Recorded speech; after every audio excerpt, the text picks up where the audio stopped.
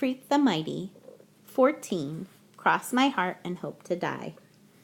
Graham lets me stay home the next day because Freak is getting out of the hospital, and I'm right on the front step when the fair Gwen pulls up in her car. Freak is riding in the back. You can barely see him in the window, and he's got this big grin that makes me feel like everything is going to be okay, the way everybody keeps saying. I go, "Is it okay if I carry him inside?" And the fair Gwen says, "Of course." "He has to rest," she says. "He stays in the house until I say different. Is that understood?" In his room, Freak is right away ordering me around, bring me this and go do that, and you'd never guess he's been sick. "A minor incident," he says, "easily corrected by biogenetic intervention." "You mean that robot stuff?" Freak goes, "Shh, the fair Gwen must not know of the plan. The very idea strikes fear into her heart." "Well, it is pretty scary," I say. "Getting an operation to give you a whole new body."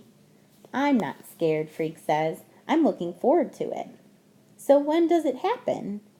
Freak gets this faraway look and he says, "I'm not sure. Dr. Spivak, she's my doctor, she says maybe a year or two." "But how come you need a new body?" I ask. "How come you can't just stay like you are?" Freak shakes his head, like he knows I'm not smart enough to understand. "No one stays like they are," he says. "Everybody is always changing. My problem is I'm growing on the inside, but not the outside." He doesn't want to talk about it anymore, which is fine with me.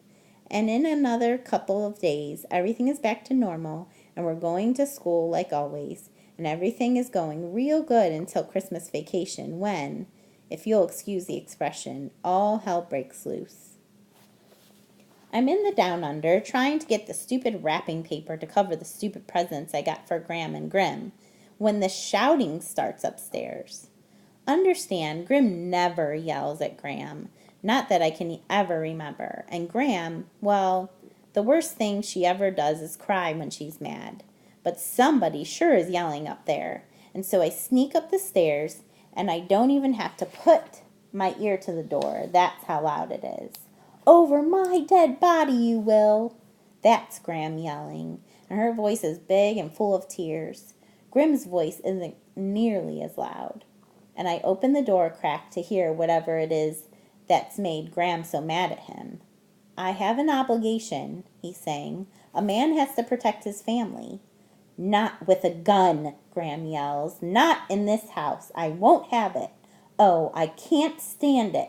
How could they do this to us? How could they?" "He fooled 'em," Grim is saying. "Just like he fooled Annie. Just like he fooled us once upon a time. Never again, though. That man tries to set foot in this house, I aim to shoot him." "No guns," Graham says. "You don't know about guns." "Of course I do. I was in the army, wasn't I?" "That was 30 years ago. I know what will happen. Don't you think I've dreamt about it for the last 8 years? He'll come in here, and he'll take that gun away from you, and then he'll do the shooting." By now I figured out who they're talking about, and I guess you have too. None other than him, Killer Kane, my father. "Maybe they won't let him out," Graham is saying. If they do, they'll give us protection." "Sure they will," Grim says. "Just like they'll protect our Annie." Next thing, Graham is crying, and you can tell Grim is trying to make her feel better, going, "There, my dear, I know, there." A while later, I hear the cellar stairs creaking. It's Grim, and he knocks on my door. "Come on in." Grim comes inside, and for once he doesn't tell me what a rat hole I'm living in, or how it smells like a locker room because I forgot to put my socks in the hamper. He sits on the edge of the bed and folds his hands together. I never think about how old he is because he never acts old, but tonight he's all white and bent and his skin is saggy. He's about 1,000 years old, and he says, "I guess you heard the ruckus. Your grandma gets so upset, bless her heart. Can't abide the idea of violence. Can't say I blame her." "Did he escape?"